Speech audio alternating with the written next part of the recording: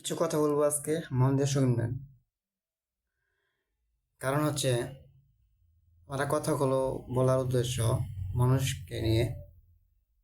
আবার বলতে পারেন যে মানুষকে নিয়ে সমালোচনা করা, না এটা না, এমনটা না। যেমনটা আমি বলতে চাচ্ছি আজকে, যা মানুষ দুনিয়াতে এসেছে আল্লাহর গোলাম করার জন্য, আল্লাহর ইবাদত করার জন্য। মানুষে সবসময় আল্লাহর হুকুম পালন করার জন্য। কিন্তু বর্তমান মানুষ এমন একটা জায়গার মধ্যে পৌঁছে গেছে যে মানুষের শুধু মানুষের গুণগান নিয়ে ব্যস্ত, মানুষের জীবন নিয়ে ব্যস্ত।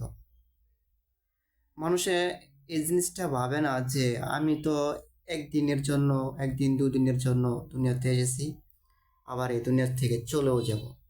এই চিন্তাটা মাথার ভিতরে মনে হয় কারো নাই, আর যাদেরও আছে তারা মনে হয় না কখনো ভালোভাবে চিন্তা ভাবনা করে।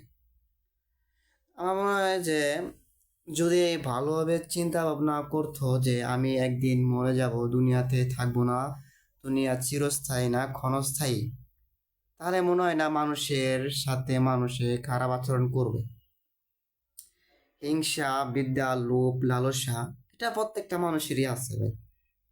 আমারও আছে, আমি না করুন কেন, আমারও আছে। কিন্তু এতটা থাকা দরকার যতটা আপনার প্রয়োজন। আর স্বার্থ ছাড়া কেউ কি ভালোবাসে? না, এটা আবারই ভুল। স্বার্থ ছাড়া কেউ ভালোবাসে না। আহ, মানুষে সবসময় চিন্তা করে যে আমার কিভাবে আমি 10 লাখ টাকার মালিক হবো, কিভাবে ব্যাংক ব্যালেন্সটা আমি বড় করব, ব্যাংক ব্যালেন্সে কিভাবে আমি ঠিকঠাক করবো, ব্যবসা বাণিজ্য করবো। এই যে আপনার ব্যাংক ব্যালেন্স, টাকা পয়সা, ঘর বাড়ি, সম্পদ ইত্যাদি যাই হোক না কেন ভাই, এইসব কি হবে ভাই? কিছু নিতে পারবেন? আমি নিতে পারবো? কিছু নিতে পারবো না ভাই। আমি আমি যেরকম দুনিয়াতে আইলাম একা, শুধু খালি হাতে আইছি, খালি গায়ে আইছি, ঠিক আবারই একলাই এক কাপড়তেই চলে যাব, শুধু কাফনের কাপড় ছাড়া আর কিছুই নিতে পারবো না। কারণ কাফনের কাপড়টাও নিতে পারতাম না যদি আমি ছোট থাকতাম বা নিয়ম থাকতো।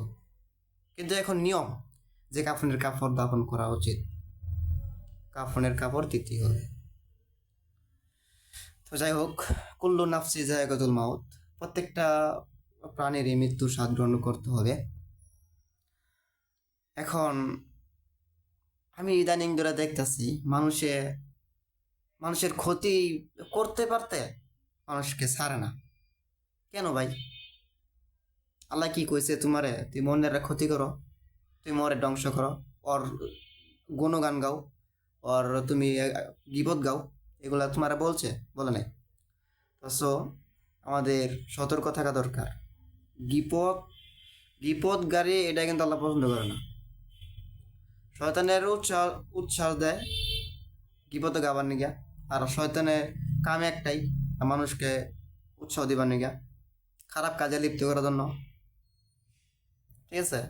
তো আল্লাহ পাক যেন আমাদের সবাইকে শয়তানের হাত থেকে রক্ষা করে, এই জন্য বলি আমিন। আর সবথেকে বড় ইম্পর্টেন্ট কথা হচ্ছে যে বর্তমান যুগে বর্তমান যুগে আমার দৃষ্টির থেকে আমি যা দেখতেছি, মানুষের এমন একটা পর্যায়ে চলে গেছে, জামানাটা এমন একটা পর্যায়ে নিয়ে গেছে যা বলার বাইরে।